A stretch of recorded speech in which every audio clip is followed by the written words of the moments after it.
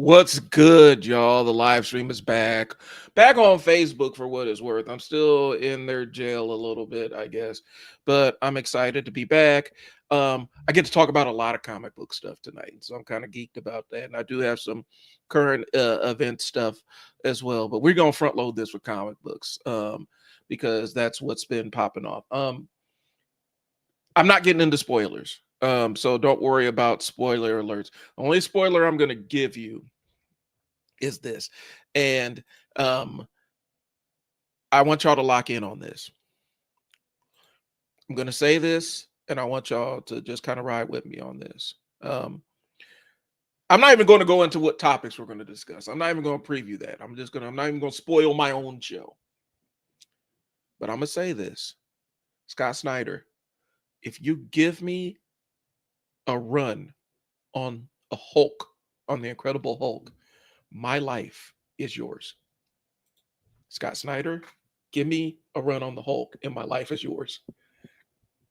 I promise you, bro. I will smite whoever needs to be smote. I'm dead serious about this. Give me a Doctor Strange or a run on the Hulk and you can have my life, bro. Like, I will smite whoever you want me to smite, bro. Like, I am listen.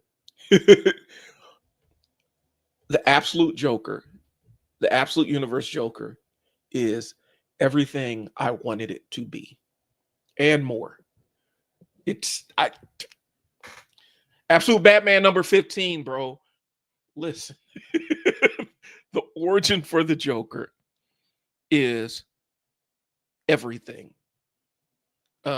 It's everything. Like, I cannot say enough about. The only thing I could say is, and I know I've got the preview and stuff like that. I've seen it probably before you guys have even laid eyes on it. You need to go, like, if you're not reading Absolute Batman, if you don't like Batman as a character and you've been off of Batman books and everything, you need to actually sit down and go and like pick up Absolute Batman and just get into it, because Absolute Batman is my favorite book out right now. But like I said, Scott Snyder, listen, I will smite whoever needs to be smote. If you give me a Hulk run, my life is yours. It's that damn good. And I just need it. The streets. I've said it this summer. I'm saying it again. The streets require Scott Snyder to touch a Hulk book at some point. Let me put my boy up on the screen, because if you haven't figured it out, off the top of the show, we're going to talk about Absolute Batman and Scott Snyder's reimagining of the Joker. And it's beautiful. Like, I'm not going to spoil it. I'm probably going to have a full breakdown of the book next week. I'm going to actually get a physical copy of it and go through it. I've read it online.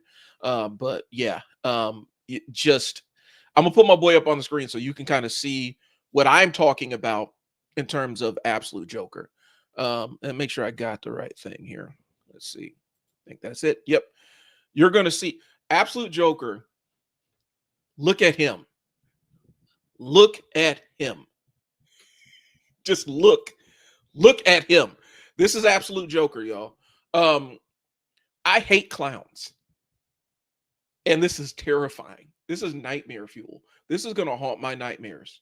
But Scott Snyder is absolutely hitting out of the park with Absolute Batman. I cannot say enough.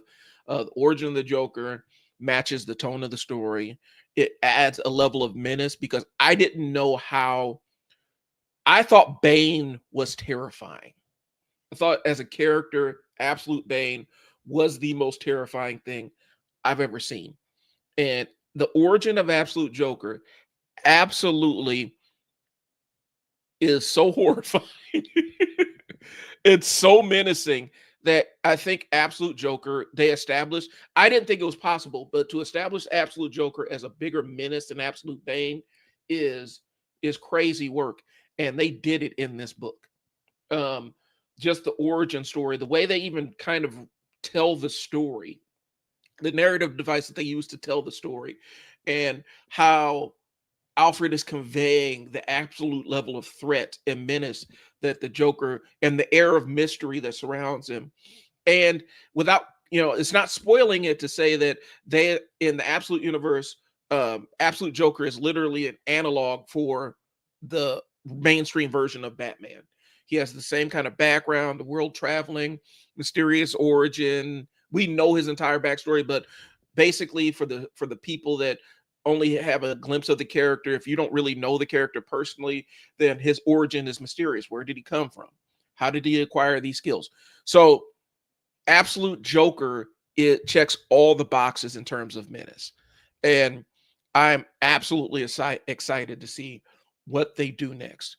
Because if you've been reading the Absolute Batman, the battle against Bane happened a couple weeks ago.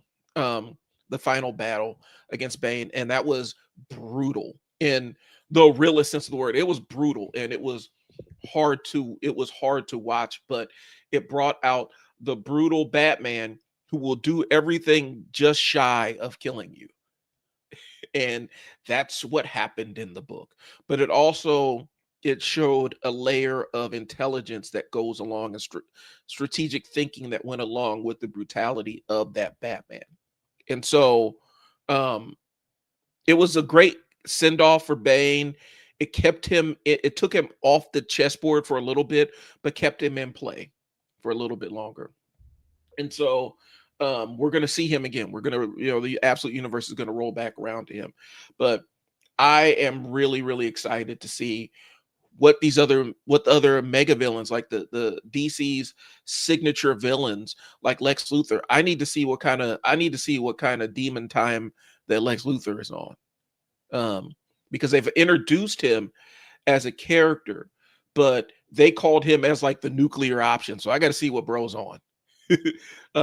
Because they've already got Ra's al Ghul in Absolute Superman as a pretty terrifying villain in and of himself. And so I'm trying to see what Absolute Lex Luthor is going to be like. Hell, I want to see if there's Absolute Vandal Savage. I would love to see Absolute Vandal Savage. Matter of fact, is it? Let me see. I don't know if he's been introduced or not. I've been getting him because the way that they have Ra's al Ghul depicted, he looks like Vandal Savage in the books to me, in the Absolute version. And so I don't know if they've introduced Absolute Vandal Savage yet. Yeah, Absolute Ra's al Ghul is really kind of Vandal Savage. If we're being honest, that's really how he's depicted. So I want to see what they do if they ever introduce an Absolute version of Vandal Savage. I would really be excited to see that. So what I'm saying is this: Absolute Batman, Absolute Joker it surpassed my expectations, because they've been increasing the level of threat each villain that they've introduced. Even Black Mask, and Black Mask was kind of a scary Batman villain, but not like necessarily a direct threat to Batman. He was more a threat to Batman's the kids, essentially, the sidekicks and stuff. The Stephanie Brown thing and stuff like that, but they never really cleanly established him as like this physical threat to Batman. And in Absolute Batman, they made Black Mask a physical threat. Mr. Freeze, the way that they reimagined Mr. Freeze was kind of, excuse the pun, bone chilling. Like he was scary. Absolute Bane absolutely set the bar for how we need to introduce villains from here on out. If we're going to reimagine villains in stories, Absolute Bane kind of set the bar for how we're going to reimagine villains. And Absolute Joker knocks it out of the park. I'm excited to see what they're going to do with this, because he looks like a world ender. And the way they kind of have him as this omnipresent kind of threat is really, really good stuff. So, yeah, I'll be putting my boy back up on the screen, because Absolute Joker is you got to lay eyes on him. The artwork around him for the solicits is just and people are like, what are they going to do with him? They showed what they're going to do with him, and I'm here for it. Um, I'm really enjoying the run. I'm really enjoying the absolute Batman run. Like, it's reinvigorated my interest in the character, even though it had been waning. And a lot of it has to do with Scott Snyder is one of my favorite Batman writers. Um, I have him as my favorite. Like, I don't have anybody above him. And I've read Batman off and on since like 1988, 89. Actually, I think my earliest Batman book was probably we're talking about was a team up with Plastic Man and Metamorpho. Like, I was definitely Silver Age Batman. I had a couple Silver Age Batman books, pre-crisis Batman books. But like picking it up as a serious collector, that was late 80s. And I was a kid still, so serious collectors up in the air, but I was a serious consumer of comic books and read them. So the Joker reveal, it felt like it was like they were unveiling something that it was some forbidden knowledge, the way that they framed it. Like, you reading this could put you in danger. Like, you learning about him. They really elevated the sense of menace, where it felt like just learning about him was putting you in physical danger as the reader. And in the universe, they really sold it too. Absolute Universe lets Snyder break the toys without really messing up the main continuity. So he gets to just kind of run wild with this and give us all of his best horror stuff, because that's where he comes from. His background is horror. It was that witch book that he wrote as an independent thing. He is a horror writer, and so he's really letting the horror thing go. And that's why I'm saying, because right now we are on the Hulk run. Is it Philip Kennedy Johnson, I think, who's doing Hulk, where we have Infernal Hulk, and Infernal Hulk is leading into strong horror. And they're bringing in a lot of the old school Marvel monsters back. If you're not familiar, in the 70s, Marvel was really heavy into the horror comic books and the monster comic books and stuff. And so Hulk is really on a strong horror run too. And it started with Immortal Hulk. And now we're into the last Hulk run, where he's dealing with the mother of horrors and stuff. And now we are in Infernal Hulk, where it's not even Banner anymore. It's a different Hulk. And so we got to figure out how we're going to do this. But they're bringing back a lot of the monster stuff that you would see with who was Marvel's send up of Conan the Barbarian? Wasn't Khazar. I forgot what the guy's name was. Anyway, so I want to see Scott Snyder get into some horror with Marvel at some point in time. I don't know if it's ever going to happen. DC, this is your blue chip guy. I don't know if you ever need to let him go. But Joker shows up in the book, and it looks like he looks like an absolute generational curse. Like, and the way they laid his story out was amazing. The backstory is amazing. The air of mystery. Is it true? Is it not true? And I think they're going to play with this the entire time. What's actually true about him, and what's a lie about him? They're going to play with that element through his entire story, and it's really fun. But yeah, he actually feels like a demon. Like, he feels like a demon, like this old school. You found the puzzle, you put it back together, and now Pinhead is on your neck, kind of level of threat. Like, you looked in the mirror, said Candyman 5 times, and now Candyman is chasing you down. That's the menace that the Joker feels like. Really good. And because Absolute Batman is so huge and he's so physically imposing, you have to ratchet up the level of what can make a man who's almost 500 pounds, almost 7 feet tall, what can be a physical threat to him. And they've been original in it, where it's just not, they're just bigger. Like, there's other elements to it. And it lines up with Scott Snyder, the way that he's kind of played with Joker in the past, where he made him kind of this immortal figure that was always present in Gotham. Even when you do the Court of Owls thing, where Court of Owls was this presence in Gotham City that had been around for a long time. He really seems to have his thumb on the heartbeat of that character. Okay, it makes Gotham feel older and more menacing, but it also makes it feel like something is wrong. And that's been kind of the thread in the Absolute books, where the universe isn't right. the planet isn't right. Wonder Woman's kind of figured that out. Superman has kind of come to that conclusion. Something is wrong with the planet. And what's wrong with the planet is the planet was created in the image of Darkseid. And because it was created in the image of Darkseid, everything is inverted. The superheroes, as opposed to being as opposed to the superheroes being the steady force of justice and the order, because in the main DC universe, superheroes kind of represent the order while the villains represent the chaos. The superheroes are the chaos and the villains are the order, and it feels oppressive. All the books talk about oppression and feeling like you're being oppressed. Absolute Superman, the Lazarus Corp with Absolute Ra's al Ghul, what he's doing in Smallville, where he's basically turned Smallville into an occupied country, and they're dumping occupied city, and they're dumping trillions in to essentially eliminate everybody in Smallville and hold it under siege, just to draw out Absolute Superman. That storytelling is really good. And it makes it feel like there's something wrong with it. And they keep mentioning how wrong this universe is. So I'm enjoying it. And I'm seeing the same thread actually happen in the new Ultimates line, where people are like, this universe is wrong. It's not supposed to be like this. And I guess I do like it. I like that level of self-awareness in these stories that are set in alternate universes, where the characters are aware that something is wrong. And it's not just the fans. So Gotham feels older. Batman really feels outmatched. It's not just physical. Joker is the richest man on the planet. He's essentially Bruce Wayne. He has more money than anybody else on the planet. And so he has unlimited resources. And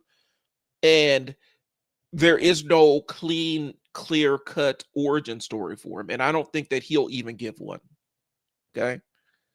But he's a myth that has been in the streets of Gotham that predates Batman and pretty much any other character that's in that book.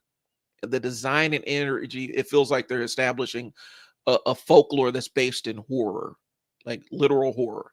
I'm enjoying it, bro. I cannot recommend this book enough. I'm excited about it. It's a comic book that I'm actually excited when it drops, and I'm on the edge of my seat to see what happens next. And typically around this time, we're over a year into it. This is typically when you start feeling that fall off. The energy is still there. It's still fresh and it's still new. Okay. So I'll ask y'all's question and ask your opinion. Does the Joker feel like more of a man or a myth? Like, is he more interesting as a man or a myth? I'm leaning towards the mythic side of it, where you don't quite know where he comes from. But I'll leave that up to you. Do y'all think that this is Snyder's best version of the character? I know that he's still early and we haven't quite seen where it goes, but so far so good. And the last question, do you think Batman is better with a human rogues gallery or more of a supernatural one? I say the existential threat, the world-ending threat kind of villain, where it almost feels like some Lovecraftian thing for Batman is a really good spin on him. It really forces him to think outside the box. So I'm quite enjoying this book. I really am. And I really hope that you guys pick this up. I'm really hoping that you guys pick this up. Okay.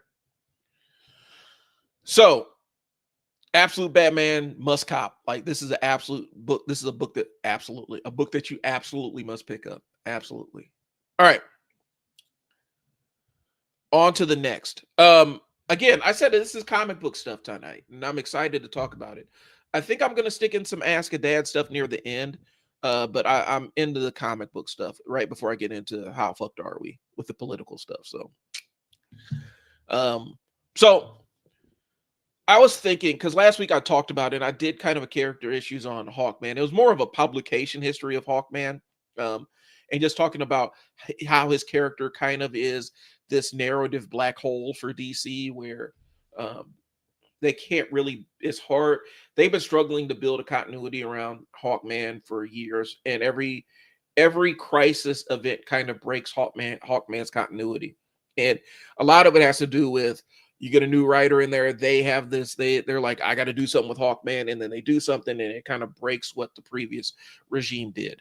And Hawkman has been around since before DC was DC Comics. And so he is kind of this character that is kind of a foil for them to tell a cohesive story. So that's what I talked about. I didn't necessarily get into all the other stuff. So with this character issues, we're going to talk about Ben Reilly, the Scarlet Spider, or Chasm. Y'all doing my boy Ben filthy. All right. So we're going to talk about the Clone Saga. And this is probably one of Marvel's most reviled storylines. And the reason why it's reviled is it's kind of what's happening. It's kind of what happened, what I fear with Age of Revelation, where it's going to overstay its welcome in this massive way. Kind of like how Sins of Sinister it was good, but then it just went on it went past the point of being good to where it's an endurance match and you just stopped caring about it. Imagine that for like years. Like years. I think the Clone Saga, if I'm not mistaken, I know the original Clone Saga was like in 1975 and it was like 3 issues and it was done and over with. But the 90s Clone Saga, that did not end. And it broke a lot of Spider-Man followers. Like it broke a lot of really avid Spider-Man readers because it just wouldn't stop. It was too much. It went past, it went well past. It lasted 2 years, guys. It was 2 years. And it ended up getting to the point where Spider-Man fans were begging for the Clone Saga to end. And one of the things we did get out of it, because we got the clones out of it. I like Kane. I love Kane. I like Ben Reilly. Like I'm not mad at the characters that were spawned from the Clone Saga. It was just the Clone Saga itself. And so we're going to talk about my boy Ben Reilly. We're going to put boy up on the screen here. Here's the thing about Ben Reilly. There he is. The fits. Ben Reilly, outside of Miles Morales, Ben Reilly had that shit on. Like he was the best designed Spider-Man. His costumes always are incredible. And I'm not saying that just out the blue. Ben Reilly was always, in my mind, in my estimation, he was always the better dressed Spider-Man. Now when Miles came along, Miles kind of elevated and gave it a little bit of flavor. But up until that point, Ben Reilly's suits, like, they were way better than Peter's. I mean, I like the design of the black suit personally.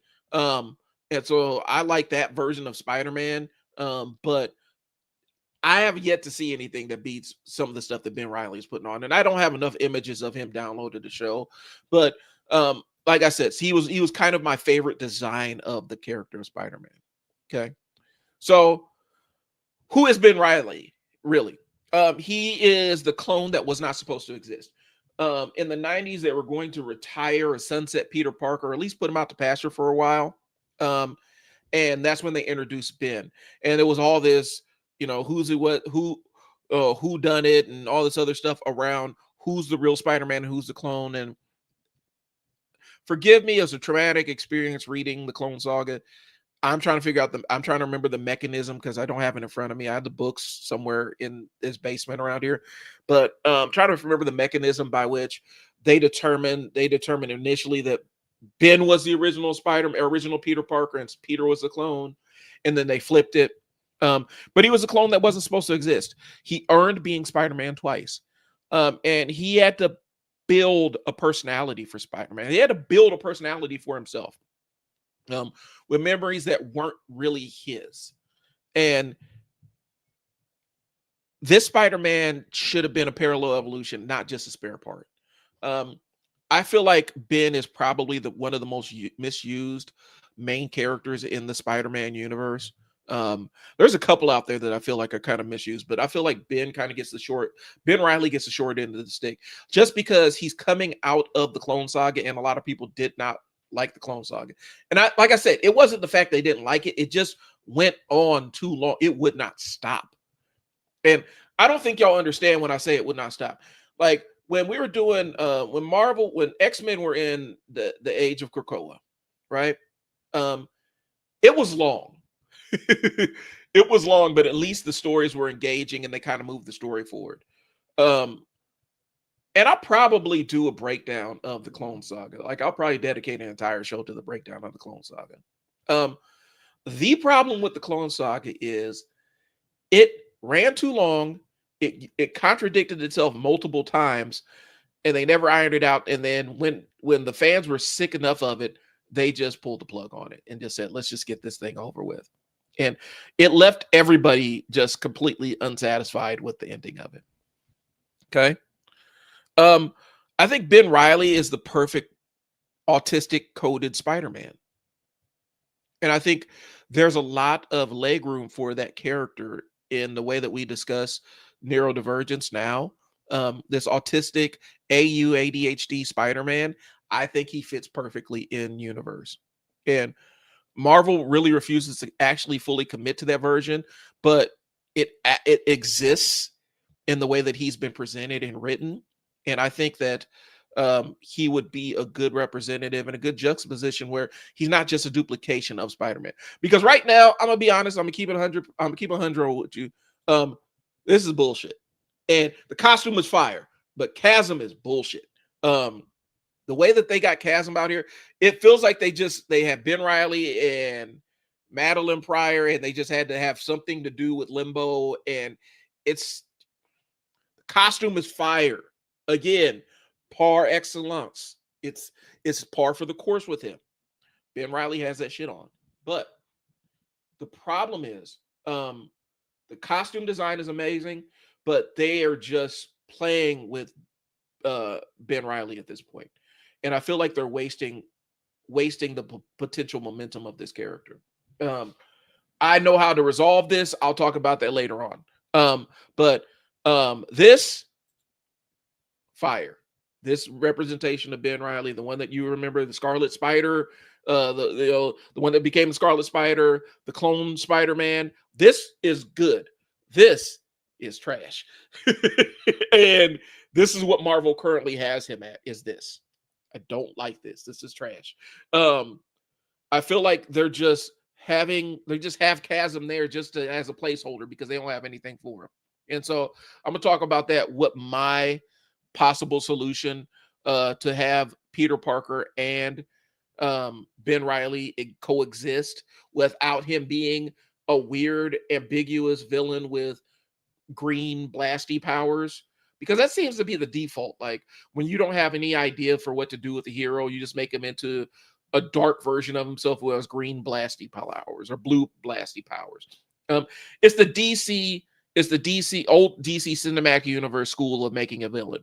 We're going to make him glowy and we're going to give him blasty powers, and the blasty powers are going to be color coded. So it's going to be green or blue.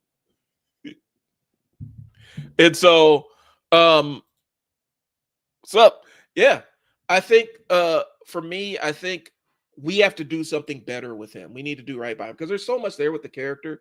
And like I said, an autistic coded Spider-Man, bro, there's all kinds of stories that we can write. Because here's what I'm saying. The way Ben Reilly was kind of conceived, he has to cobble together a personality, cobble together memories. He's not a one-for-one translation or duplicate of Peter Parker in the physicality. Physically he is with his powers and everything, but from his mind, he has to put together who he is, and he doesn't understand a lot of nuance. He doesn't read between the lines. He still can be funny, but he's more blunt. He's more direct. So we're going to get into a little bit of the publication history.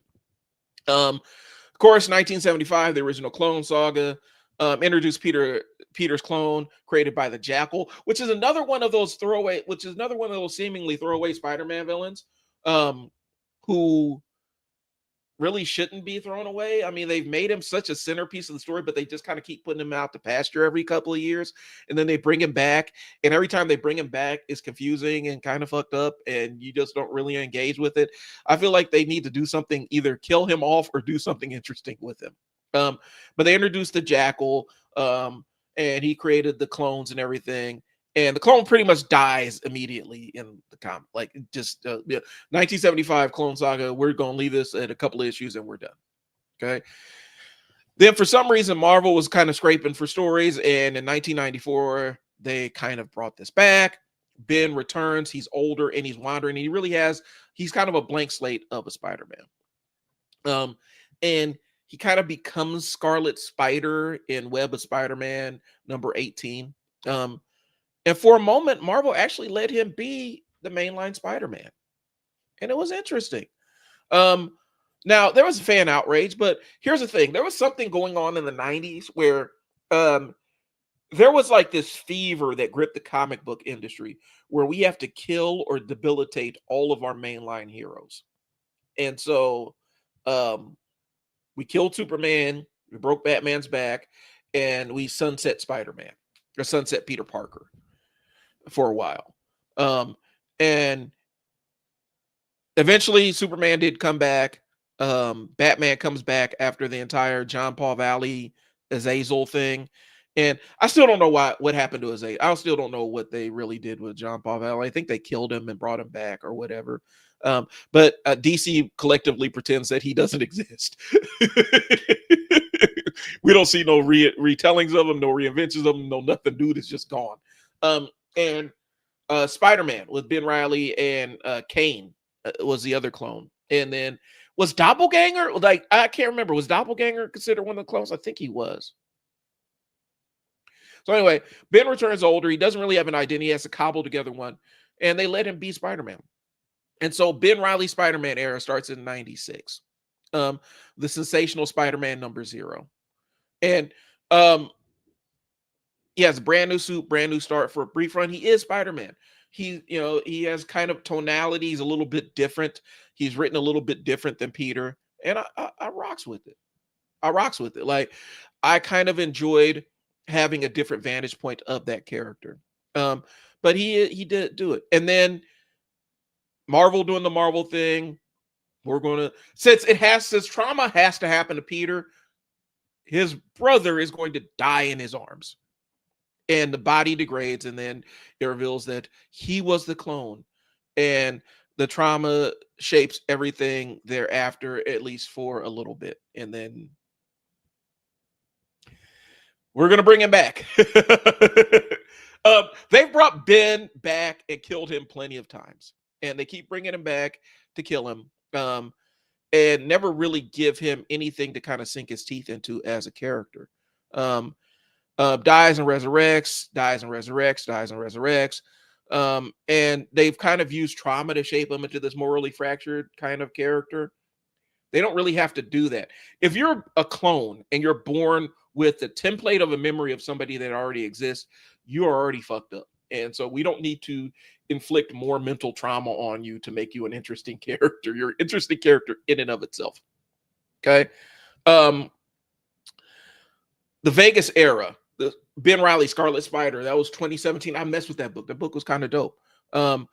It's the first time Marvel actually allowed him to really establish himself as a standalone character in the Spider-Man universe.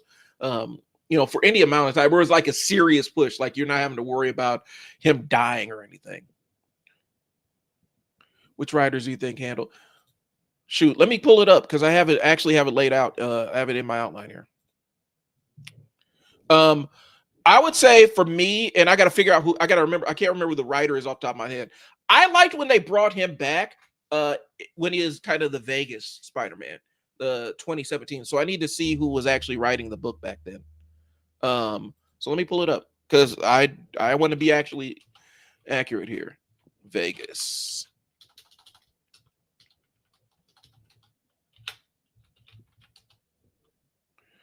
Writer. I need to see who was writing the book back then. So that was Peter David, one of the goats. Who else do you trust for that, man? I mean, I think Peter David wrote one of my favorite versions of the Hulk, and I think he kind of understands characters in a way that um, where there's some nuance and some layer to it, especially when it's psychologically complex characters. Peter David kind of had a knack for writing them and making them interesting without making them feel like cliches. Um, and so I would say the more recent version of it, because I've been a Ben Reilly, my mark for Ben Reilly for a long time, but I think the most recent bringing him back outside of this chasm bullshit, because this is bullshit. But when they brought him back and kind of gave him his own city to do his own thing, and you would see like he would cross over with Kane and stuff, I like that side of it. Okay. But yeah, they gave him space to grow. And then since good things can't last, since good things cannot last, and I cannot have a comic book that I enjoy for more than a certain number of years, we're gonna do the dark web thing, whatever the hell that was, whatever dark web was.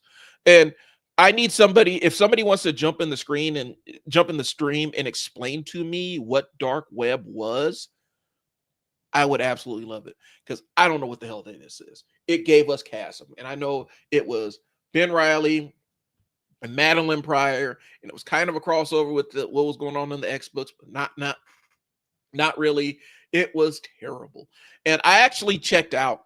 Like, I was kind of frustrated with the direction that they were taking with the character, and I kind of checked out. Like, I felt like it was kind of a betrayal. So he lost his memories, he snaps, he becomes a villain, he's infused with limbo powers somehow, and this is just Marvel saying we don't know what the fuck to do with him, and so we're just going to have him here.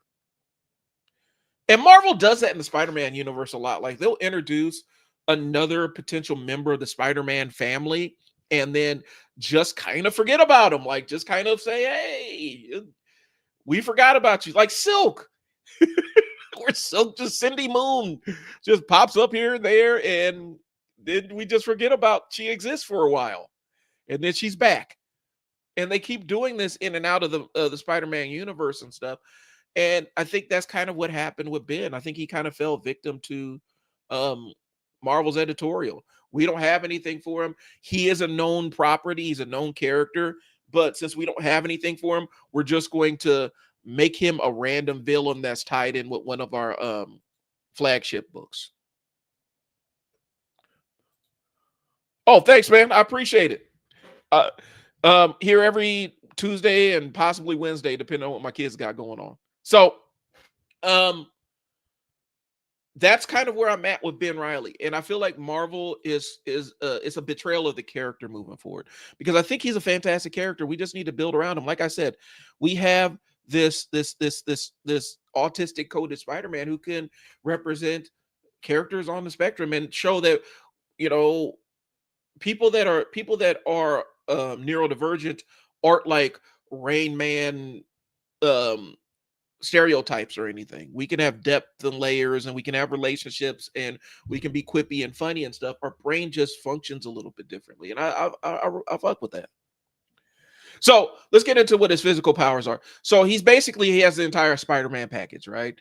Strength, agility, reflexes, stamina, above average durability, spider sense, wall crawling, superhuman recovery. He's durable but not quite bulletproof. But he also has a small healing factor, superhuman speed, relative to his physiology and stuff. Like, there's specific elements of Spider-Man that he has. Some things that made him unique is the way that he applied his tech. This is where we first saw the impact webbing, which was a good use of it. Web stingers, the external, like the design was dope, where he had the web shooters on the outside of his costume, and his costume made sense. Like, it made sense. Like, he has a hoodie on. He's outside swinging around on rooftops. It's cold up there, so he has a hoodie on. Okay. And like I said, because Marvel can't not fix things until they're broken, now we have Chasm's powers. I need to actually pull up what Chasm's powers are, so I am not doing an injustice to this character.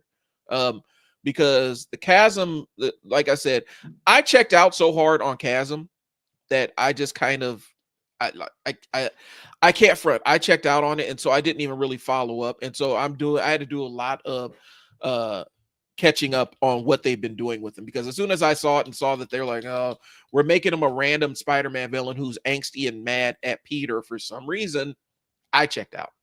Because why? If they don't care, why should I care? Truly, if they don't care, why should I care? So I'm actually in the wiki, and typically I don't always go to the Marvel wiki because it's not always 100% accurate. I still have I'm still mad at them for telling me that I'm still mad at the Marvel wiki for telling me that Hawkeye is a better hand-to-hand combatant than Captain America. Like that's trash. Okay, so let's pull it up here. Superhuman strength. I need to see what his chasm abilities are. Immune to, he's also, yeah, he was immune to spiders. Spider-Man sense, web sense. Where is wall crying? Psycho radioactive goo. So he can make light weapons.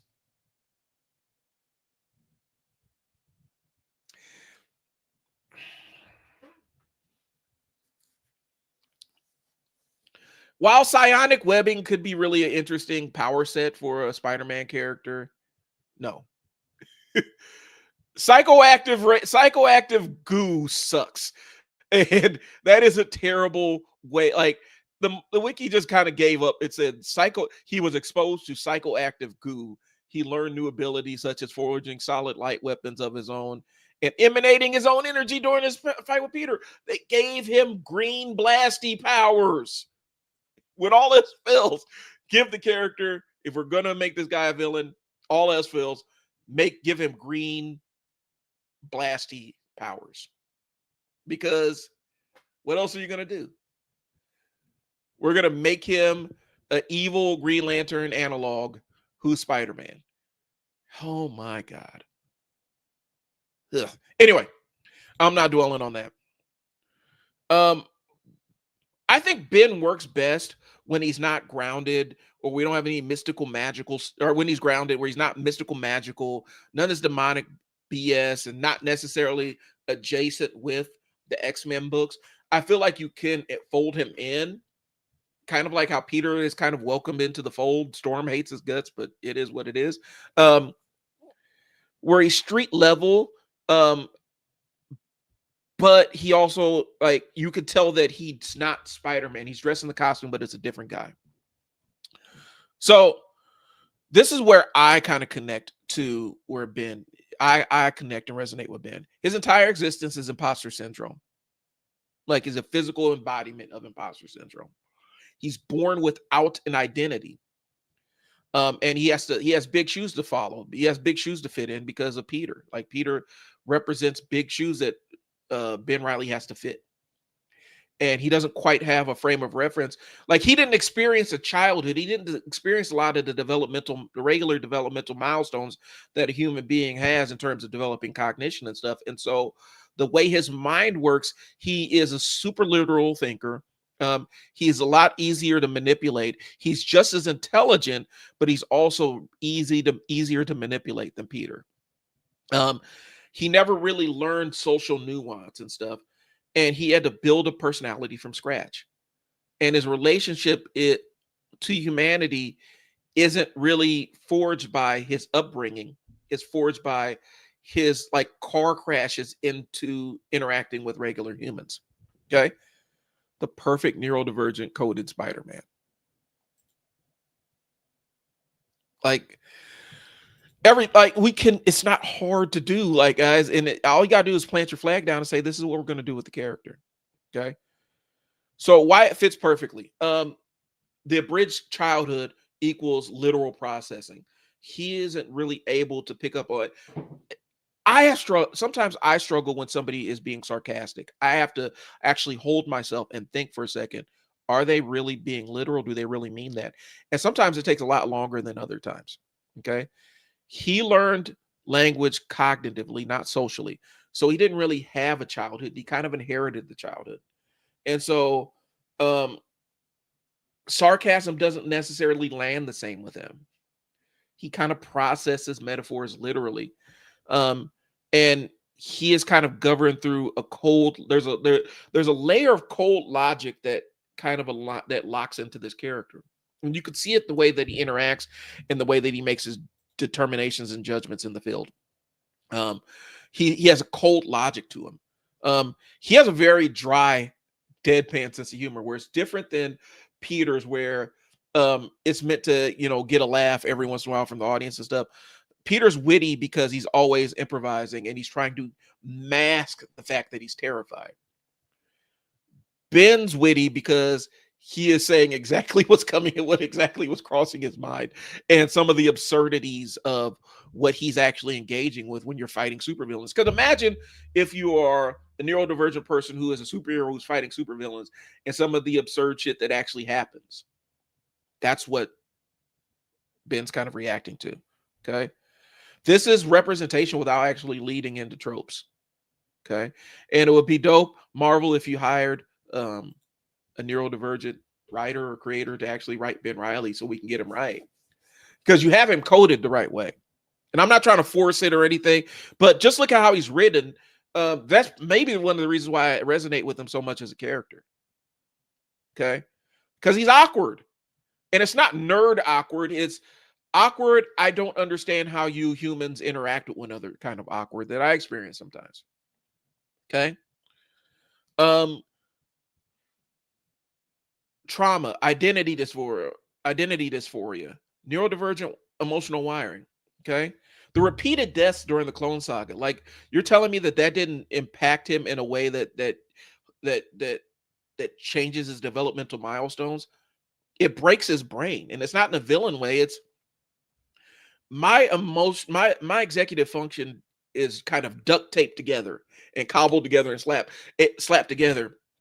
And that's what it would do to you. Like if you're Ben, his executive function is slapped together, and it makes it even more amazing that he's able to go out and save people.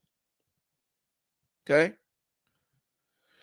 So let's talk about it. And some of this stuff is in the narrative. Some of this stuff is just stuff that I've kind of extrapolated from reading the books, and the character and the way I would frame it. Because when I do character issues, I look at it from my goal. I've always wanted to write for Marvel. Like I know it's not the best pay in the world, and you got to deal with some other stuff that goes along with it. But that was always my dream life. And so when I did character issues, when I first started this and started writing these things, I would always look at the characters and how I, as the writer, as the creator, what nuances I would add. And I try to be very careful about not dogging out specific writers, because I know everybody's creative process is different. And I know in the grand scheme of things, they've achieved something that I have not, which is writing for a major comic book company. But when I do these, I always try to, how would I make the character better? How would I change to make them feel like they resonate better to me? It's a personal thing. So for me, Ben is the meticulous planning Spider-Man, the one who kind of breaks all the problems into pieces. Where Peter is kind of like this, I almost want to say reactive kind of genius, where his genius kind of manifests spontaneously. I would like Ben Reilly's to be a little bit more planned, where there is where he has to figure things out. He does need rules. Like he has to enforce, like he has to have written rules for himself, and he needs job parameters. And where he obsesses about missions, because Peter does obsess about missions too. Like that's why Peter's life is in the comic books is constantly kind of a wreck, because the missions kind of take over. But I'm talking about all the other stuff that goes along with the mission, not just the action. I'm talking about the sleuthing and everything, where Ben will absolutely go MIA for days on end while he's following a case. Not just because he's fighting the villain, but because he's actually figuring things out. The Spider-Man that's blunt and doesn't like ambiguity. I like that. Autistic coded, elegant, respectful. It's already visible in how he's been written, Okay. This is how Marvel keeps misusing my boy. They treat him as disposable. This chasm thing, like it. Ugh. Matter of fact, I'm getting it off my screen. I can't even look at it anymore. There's my boy, right there. They keep treating him as like this disposable character that we can just yank in and out of stories. We can just pull him in and then toss him to put him on the trash bin until we need him again. And he's treated as disposable. They treat him as like a walking plot twist. When do we need to turn things askew? Let's just throw Ben in the mix. They turn him villain or insidious every single time they can't figure out what the fuck to do with him. And it's corruption instead of character development. Like this chasm thing is a shining example of it. He's corrupted now and he's mad. I don't know why. And they keep shoving him back into Peter's shadow instead of giving him a home. I think that we need to have a kind of a where we establish him outside. Like the Vegas run was perfect. And something about Peter David in Vegas. I don't know if he lived in Vegas, but a lot of his stories always spun back to Vegas. Because one of his Spider-Man stories when Spider-Man's hanging out with this was recent, where Spider-Man's hanging out with the Gray Hulk and they're in Vegas for some reason. Anyway, Marvel's logic, their mistake, they just keep they don't want to stabilize him. They don't want to give him his own thing. Okay. So this is how we fix Ben. This is how we fix Ben Reilly, in my mind. I say we get him out of New York because we got Spider-Man, who's kind of Spider-Man of Queens. We got Peter's the Spider-Man of Queens. Miles, who's the Spider-Man of Brooklyn. I almost feel like we need to move him out of Spider-Man, out of Peter's ecosystem and kind of leave their crossovers for when like Ben's in town or something. But I say, let's, if we're doing Vegas, we can do Vegas. I say we can make him the Los Angeles Spider-Man. Marvel hasn't really messed with Los Angeles a heck of a whole lot. Let's do that. Let's put, the Los Angeles West Coast Spider-Man.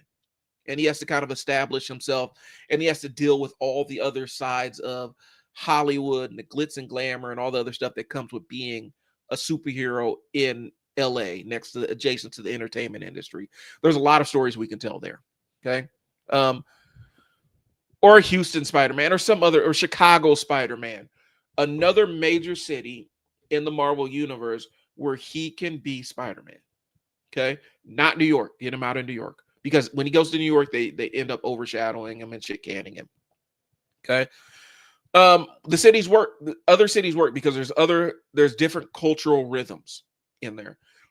There's space for new rogues, and the new rogues for Ben don't have to be one-for-one translations where he has his own Dr. Octopus, but you can make a character that's kind of like his Dr. Octopus, or kind of like his Vulture. It doesn't have to be one-for-one translations. You can kind of do what you've been doing in the Miles Spider-Man and Miles Morales Spider-Man, where you give him some very unique rogues that will cross over occasionally. Okay. Give him new community ties and a new kind of his own supporting cast that actually is consistent, where they just don't fucking disappear for no reason. Okay. And give him because giving him his own city allows him to kind of dictate what kind of Spider-Man he's going to be. And I know he's not going to be Spider-Man. He's probably going to be Scarlet Spider somewhere else. I don't know if Kane is still doing Scarlet Spider. I got to double check. But we can give him something else and allow him to kind of grow into his own Spider-Man, where he comes up with his own way that he fights crime based on his neurodivergence. I would mess with that. Like I would 100% buy that book. Okay. Build a rogues gallery around his challenges, not Peter's villains, bro, but villains themed around distortion and miscommunication and gaslighting and identity theft. And Peter has those. I'm not going to like Mysterio's kind of distortion. He's also kind of gaslighting. Chameleon could be identity theft, but then ambiguity as a weapon, sensory overload, villains who exploit literal thinkers, where you have con men,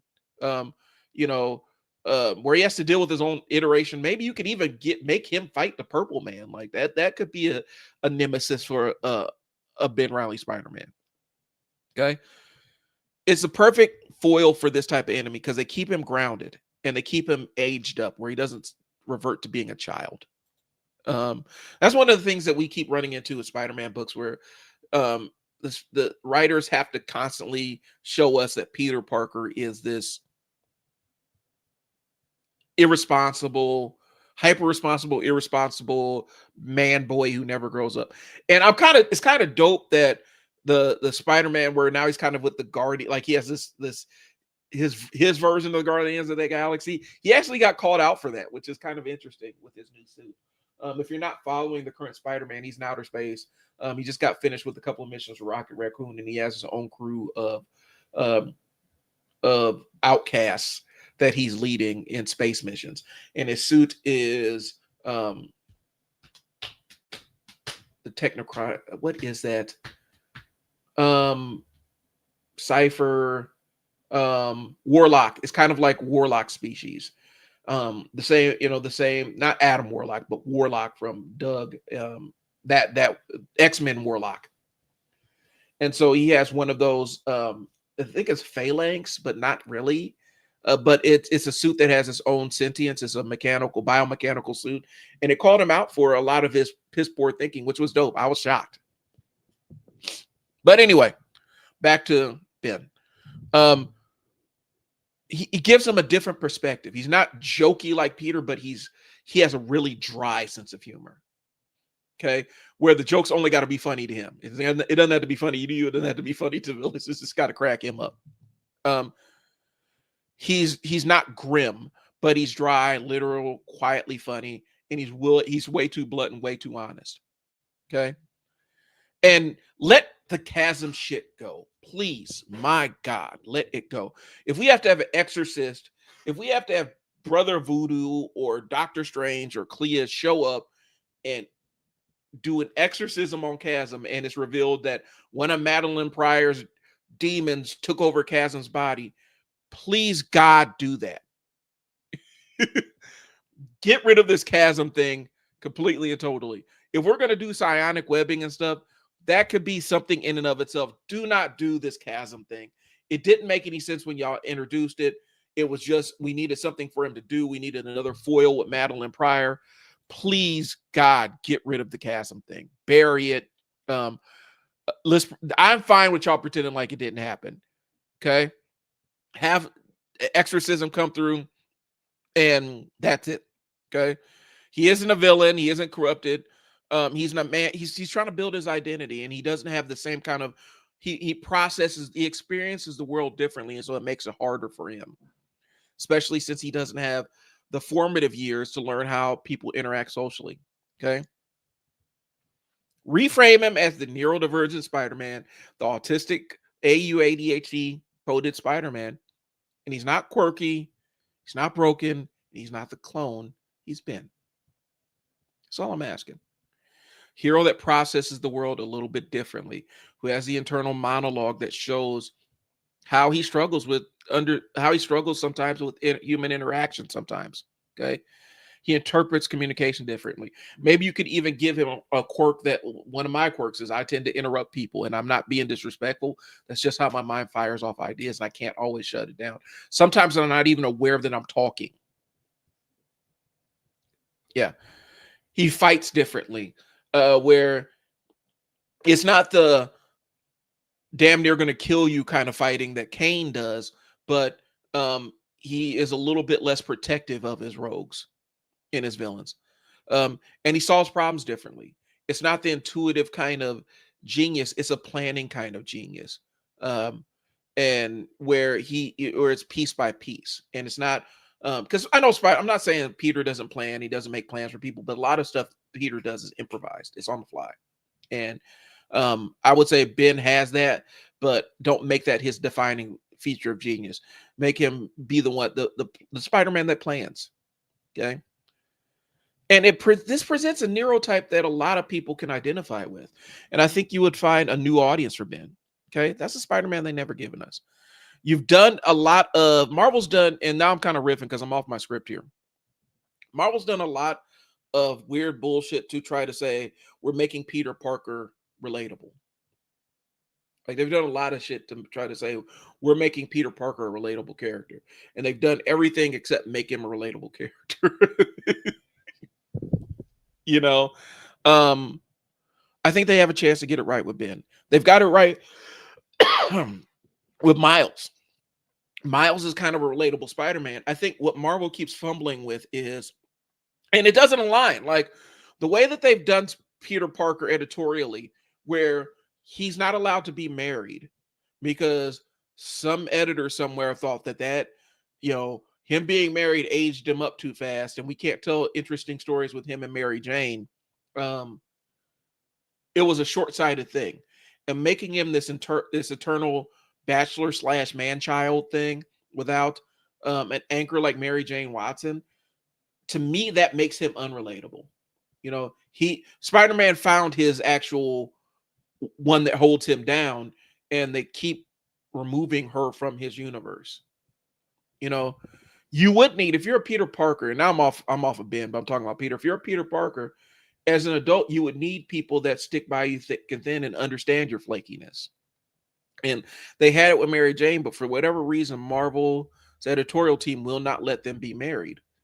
And they think that makes him relatable, and it really doesn't.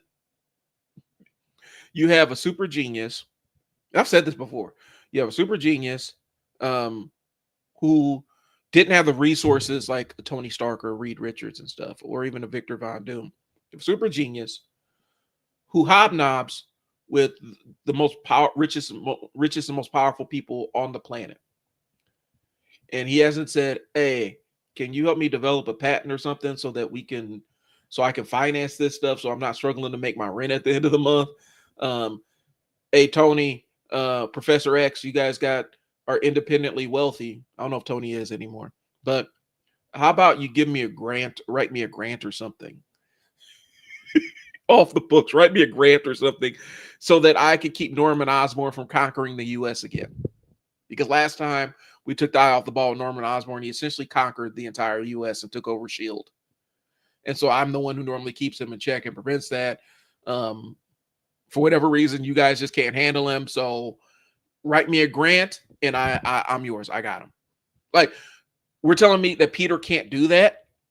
And so I think in Marvel's attempt to make him relatable, they made him unrelatable. The most relatable older version of Peter Parker was in the Spider-Man movie with Miles Morales. Like, that was the one with the baby. The Peter Parker with the baby. That was a relatable version of Spider-Man. And so I would opt towards that as opposed to this fake thing. And so you have a chance with Ben Reilly to make an actual relatable version of Spider-Man in the same vein that Miles Morales is a relatable version. And not force it. So that's what I got on that end. I hope you guys enjoyed it. Like I said, I love the character, and I think we could really do something with Ben Reilly. And maybe I could do another character issues on Kane, because I mess with the clones, bro. Like, I like the clones, and I like the fact that they are basically Peter Parker with different personalities.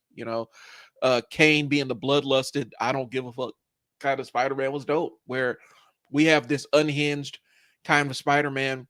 I mean, if we're being real, the way that I could kind of see Kane as Spider-Man is how they had Miguel O'Hara in the Spider-Verse movies. Like, that's how I see, where it's like the ruthless, anything by any means necessary kind of Spider-Man.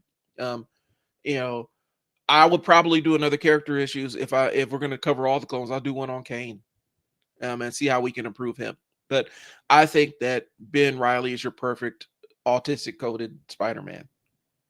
And it's not me making this up. This is how they presented his character. I'm just saying it.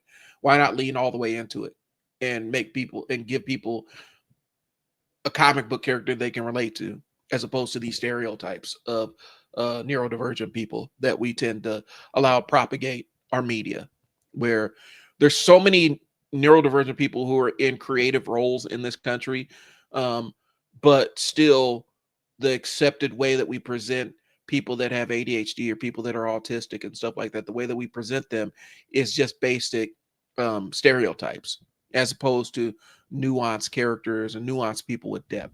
I think Ben Reilly's your perfect guy to do that.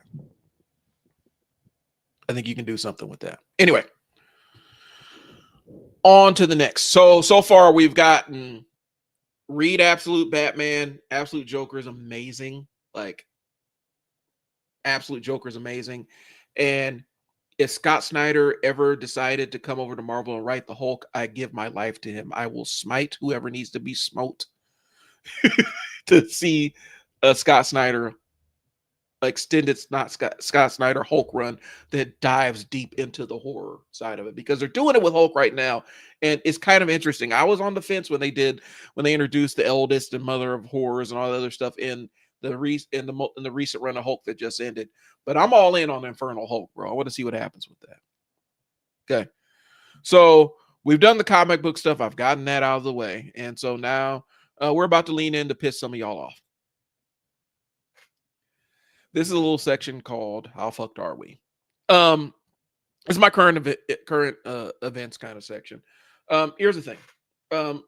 For those that don't know, if you're first time meeting me or being introduced to me, I went to college. I was a journalism major with a minor in political science, and I spent 4 years as a journalism student, and my entire goal initially was I was going to write for a hip hop publication.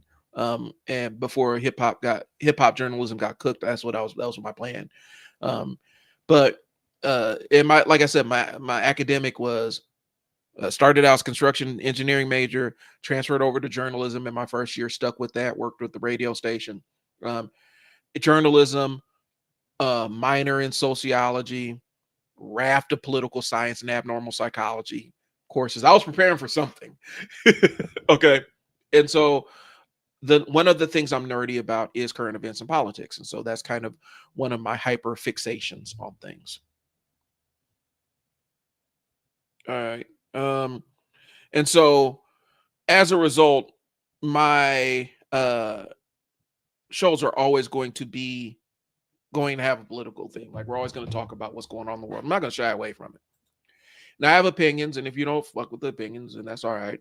You can always get your own live stream and talk about what your opinions are on your live stream.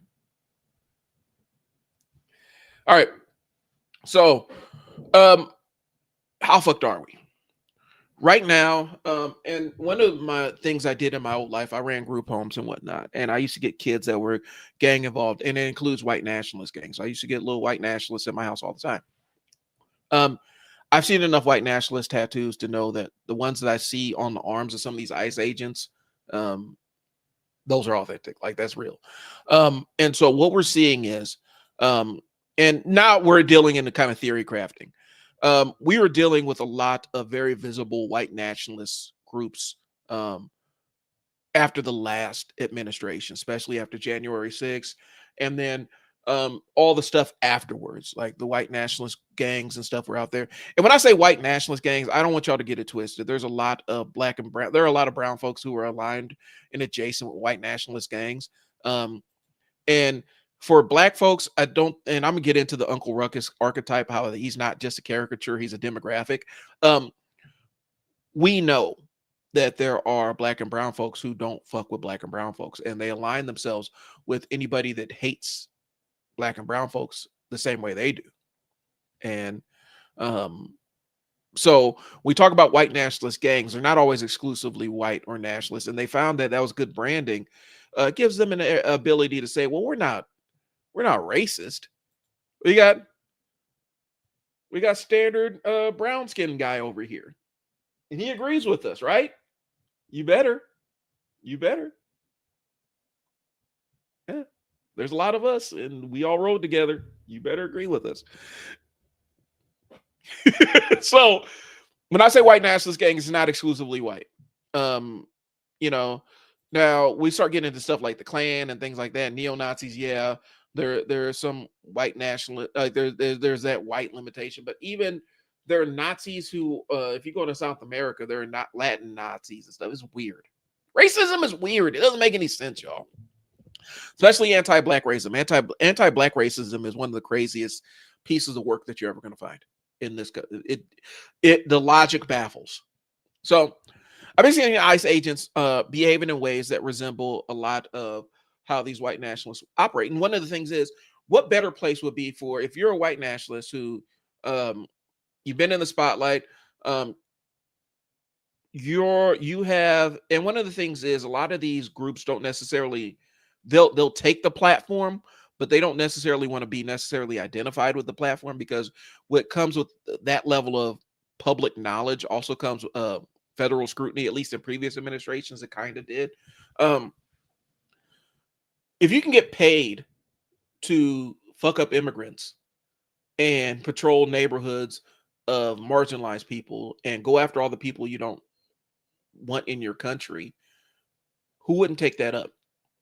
I've seen so many ICE agents with like white militia tattoos and stuff like that on their arms, and then they mask up so you can't necessarily cleanly identify them or check them.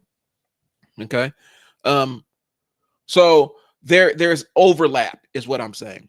What we do know, and a lot, like I said, this is speculation, but it's theory crafting, and so you're going to follow along with me, or you're not going to follow along with me. I don't give a fuck. So we've seen multiple ICE personnel caught with white supremacist affiliations. ICE recruitment materials use a lot of terminology that's linked to some of these groups. Chrissy Nome came out the other day and said they are greenlighting anybody that, if they, anything that would have been exclusionary criteria for law enforcement in most cases in a reasonable and sane country. Now, some places they don't care. Some regions of the country they don't necessarily care. But for federal law enforcement, it would have been kind of disqualifying to be affiliated with white supremacist gangs or stuff. They're waiving all that stuff. They're waiving criminal records. They're waiving all that stuff to get bodies in. And so a lot of these, in my estimation, a lot of these people that were super active in that militia white national separatist world now are getting paid to do the work that they've always wanted to do. It's like if Marvel came to me and said, "Hey, Brian, we're going to let you write a theme of our own line of black characters." Boy, how much? $50,000. I'm in. I don't care if that's not enough. I don't care. I'm in. Pay my bills. That's all I care about. I get to do what I love and get paid for it. Let's go. And so I think that's kind of what we're seeing with these ICE people. And so the recruitment materials use terminology linked to extremist groups. DHS internal reports are acknowledging the risks of extremist infiltration. Like, this was a risk that they identified, Department of Homeland Security. And militia groups are openly trying to recruit law enforcement and military. I'm not going to necessarily say what cops I know in where I'm at that have like neo-Nazi tattoos, but they exist. I mean, in my town, we got a neo-Nazi outpost that sells guns and stuff, and a lot of cops mess with it.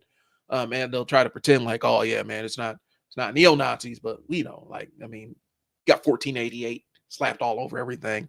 You know, all kinds of Nazi terminology and stuff and neo-Nazi stuff. If you're paying attention, you know what this stuff is. There's no reason to have 1488 slapped on everything. You could say it's a call sign, but we also know that it also, the numbers have some they line up with Nazi symbolism. I might have been born yesterday, but I stayed up all night. So what we don't know, there's no transparency about how widespread this is. I'm imagining that if you're a white nationalist who wants to go hurt, if you want to go hurt immigrants and people of color, and ICE ain't doing background checks, I mean, I would say this is pretty straight. The calculus is pretty straightforward on this. Okay. Agencies tend to stonewall journalists because they're not going to disclose how many bigots they let in. And we're in that few bad apples is always kind of the issues. Well, you're always going to have a few bad apples. You're always going to have violent racist extremists whenever you cast it at this big. Ridiculous. Why this matters for black folks. Specifically, because the surges we're seeing are in, and a lot of times when we have marginalized communities, we tend to live adjacent to one another. The way cities are laid out and everything.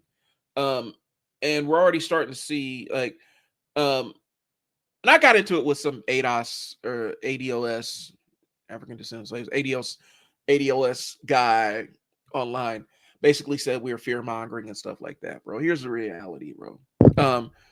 ICE agents don't need to be able, like, they may not be able to necessarily arrest Black Americans, but they can absolutely detain us. And a lot of Black people have not survived detention with law enforcement. And especially if you have law enforcement that is may have ties to white supremacist groups, that makes it an extremely dubious position to be in. If you're being detained for questions. And since we don't really care about due process anymore, they can hold you for an indefinite amount of time. They can just disappear you. We've already had it where in Chicago they had to shut down, and this was years and years ago. This wasn't even having anything to do with ICE. This was the Chicago police. And I could post the article if you guys want to see it. The Chicago police basically were running a off the books site to take people and torture them. And there's a number of people that got disappeared off to that site, and they would get tortured into confessions. So this is not new ground for our law enforcement, locally or federally. And so if you guys want the links, I can bring the evidence. Like, we can do that on a subsequent show, because I can talk about that one. But the danger that this puts communities in, and this is a couple of different things. One, since due process is not a thing anymore, apparently, if you live within 100 miles of a border, which most Black people do in a lot of population centers, a lot of our biggest population centers are within 100 miles of a border. There's enhanced, they have enhanced powers where they may not always need a warrant for you to go through your stuff. They could detain you. It's dangerous to be in detention. Like, if you're a Black person, you're being detained by a white nationalist, you're in a pretty bad position. That's one. Two, a lot of cities around the United States used to have city hospitals that got shuttered in the 80s, 70s, and 80s and stuff, with a lot of Reaganomics stuff. And a lot of birth records, that there's a lot of Black folks that don't have easy access to their birth records. And I'm talking narrowly because that's narrowly who's affected by it. A lot of people who were born in those hospitals that are no longer open, that got shut down during Reaganomics, they have no easy access to their birth records. So if they don't have a birth certificate, there are so many hoops you got to jump through, that if you are in a detention, like if you're being detained and you have to prove that you were born in this country, it may be weeks or months before you're able to prove it, because the documentation don't exist, or it's not easily accessed. Hell, in order to get my birth records, I'm adopted. In order to get my birth records, I had to drive 50 miles just to get it. Like, they couldn't mail it. They couldn't, like, there was no email, there was no fax, no nothing. I had to drive 50 miles to physically go get it. Okay? So what happens is, for people of color, if somebody sees Latino as enemy or Black as suspect, escalation is the only path forward with that one. Okay? And these aren't small mistakes. These are power structures with guns and federal authority. So you're basically, we have a deputized force of white nationalists patrolling the country in a lot of marginalized communities. That's why this shit matters, y'all. So how fucked are we? I'm gonna say Red Dawn. that level where we have an occupying force that we can't get rid of. And they have the force of an entire government behind them. So the thing I said it last week, if you are in one of these cities, make sure, if you're a Black person or, watch how you're moving around the city. Always keep your documentation on you. I know that I don't want to make, we shouldn't be Johannesburg in the 70s, but make sure you have your birth information on you at all times to prove that you are a citizen of this country. If you're a Black person, a Black American in one of these areas that is within 100 miles of a border area, go extra miles, take those extra steps, get your documentation, have it ready in case you get detained. Because They're not discriminating. Here's the thing: they're not discerning between this person is from the Caribbean, this person is from Somalia, this person is a Black American. They ain't differentiating, y'all. I'm just telling you, they're not going to stop and say, well, this person is an American citizen, a Black American. They're not doing that. You're going to get swept up in the same dragnet. So just be careful. Okay. Speaking of ideology, let's shift it up. Here's the thing. So one misinterpretation I see when I talk to Black folks who watch the Boondocks and white folks who watch the Boondocks. A lot of white folks think that Uncle Ruckus is like a caricature or an extreme version of a character.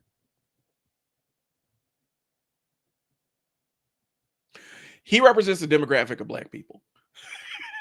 Uncle Ruckus is a demographic in and of himself.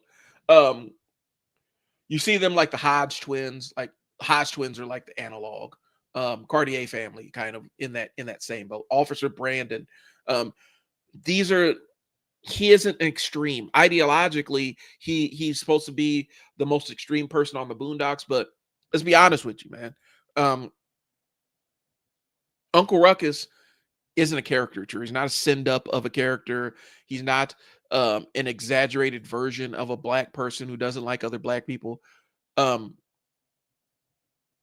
He's pretty on the nose. Like, and I think a lot of people misunderstand or misinterpret the character. Okay. Non-Black fans, some Black folks, I'm not casting that wide of a net, but non-Black fans think that Uncle Ruckus is satire or exaggerated. If you don't know what I'm talking about, let me put Uncle Ruckus on the screen, bro.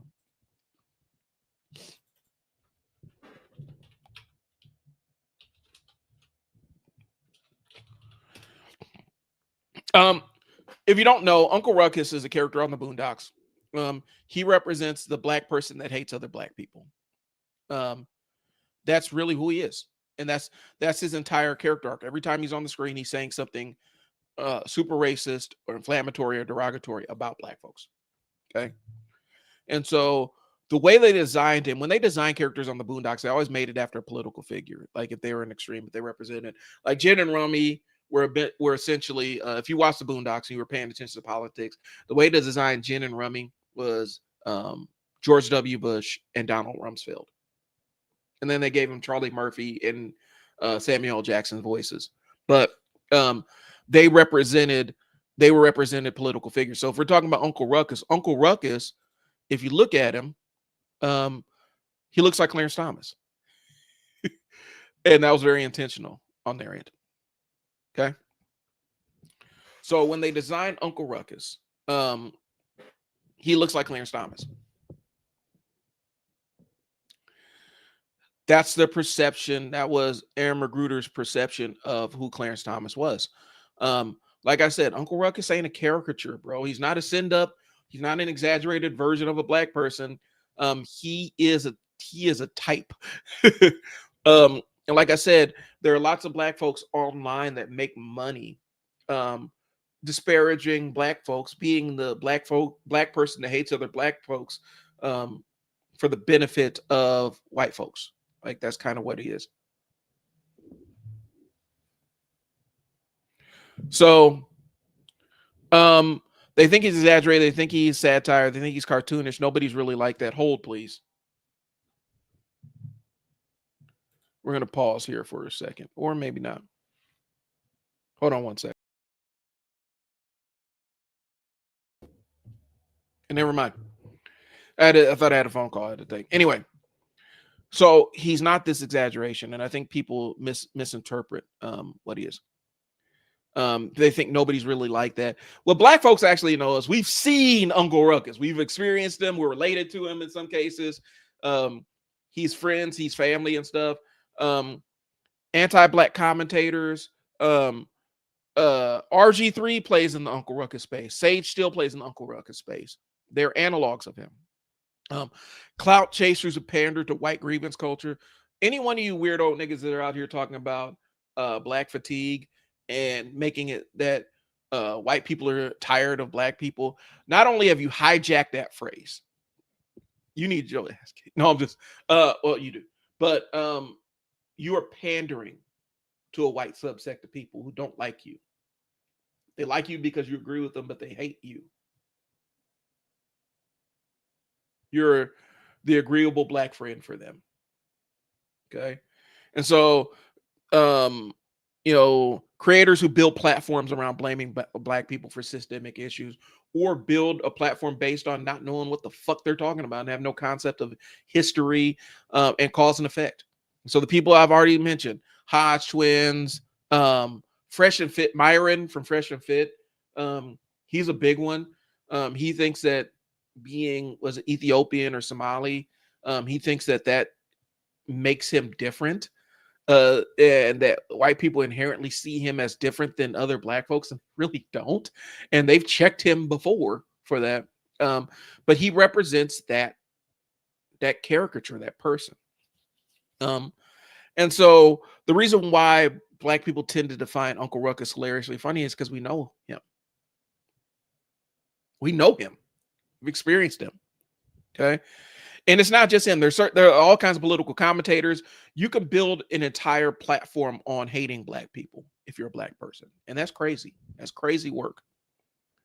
But that one coworker who always sides with the racist bosses and is kind of out of self-preservation, that one black person that at your job that you know that you can't ever go to anything, the office snitch, or they'll always try to throw you under the bus or something. Okay. Uncle Ruckus resonates because he embodies internalized racism, survival mechanisms that turn toxic. The Passion of the Ruckus was a really good episode. It showed a lot of that internalized racism and stuff. How he imagined proximity to whiteness rewarded him, even though his dad said, he lives on a shack on the outside of town. But he thought that his imagined proximity to whiteness, with the revitiligo, he thought that a lot he was being celebrated by these same people, that he was worse off than anybody in that city. He's worse off than anybody in that suburb. Hands down. All the other black people were doing way better than he was, but he was the one who hated them the most. And colonial self-hatred and the belief that you're safer if you hate your own first. And here's the crazy part. Uncle Ruckus and Granddad were still kind of friends because Granddad knew. Invariably, Granddad knew. Okay.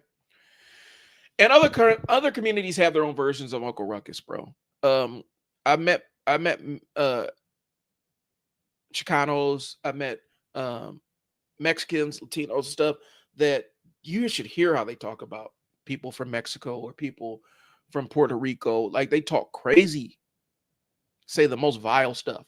There's colorism in all these communities, bro. And these are areas of nuanced conversations that a lot of white folks don't necessarily have the gear. They don't understand. Like, there's nuances within race, within racial groups and racial identity groups and stuff. There's nuances in the way that we interact with one another. And unfortunately, let me remove that. Oh, I'm still talking about Ruckus. I'll leave him on there. Unfortunately, or fortunately, you guys don't really know how that stuff works. And so it's interesting to see you process this. But when we start talking, like when I start talking about colorism, like when I start talking about Black Puerto Ricans, people, what do you mean Black Puerto Ricans? Yes, they're Afro Puerto Ricans. We talk about Haiti and the Dominican Republic. There's a lot of colorism there. The caste system in India has a lot of colorism driving it. Migrant communities that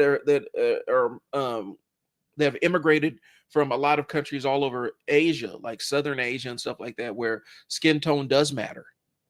You'll find the colorism there. And so you see it in those communities. LGBTQ people aligning with anti-LGBTQIA movements. Peter Thiel is a perfect example of that. He's a walking example of that. Immigrants, people that are children of immigrants that are attacking newer immigrant communities. Look at what's happening down in Florida, where the Cubans that have been in Florida don't really like the Cubans that are coming from Cuba to Florida. Beef, y'all. And then whatever the diaspora, I can never say it. diaspora. A lot of the diaspora wars that are happening on Twitter internally. And I don't want to say it's wars, like it's a very fringe group of black people that do this shit. Where they take it on this super nativist, super xenophobic kind of stance towards immigrant communities or children of immigrants. And they've said that they're not black and all this other weird shit. It's a fringe group that doesn't realize that they were birthed because of that doesn't necessarily realize that a lot of the stuff that they're doing was actually funded early 2000s by some right-wing conservative think tanks. And so a lot of their movement was born from white nationalist money, and they're not aware of it. And if you try to tell them that, they'll fight you to the ground on it. But I've done the research. I'm a journalist, I've done the research. I have the documentation. I know where this stuff comes from. All right. And so you find it where the self-hating person from the group, from the marginalized group, that is a common thing. And a lot of white folks don't necessarily understand it. But what I'm saying is Uncle Ruckus is not Uncle Ruckus. He isn't exaggerated. He's not a caricature of a black person. He's actually represents a demographic or specific type of black person that you encounter, that we encounter all time online. And now they're visible because now they have the ability to weaponize and monetize their hatred of black people. So that's what I got, y'all. I'm about to get off this stream. I got a chance to talk about comic books. I got a chance to talk about current events. I didn't get a chance to do the Ask a Dad stuff. I got more questions for next week that I got for the show next week. Next week, I'll probably have a breakdown of Absolute Batman and whatever else drops this week. I did want to do a review of Absolute Green Lantern this week, but it wasn't a bad issue. But to me, not a lot happened. It was more of an interpersonal story with Jo and kind of going through her history with Sojourner and going through her history and stuff. And so there wasn't a lot to talk about with that one. So, but yeah, I'll do a breakdown of Absolute Batman next week. And that's what I got. I appreciate y'all tuning in. I'm gonna get at y'all later.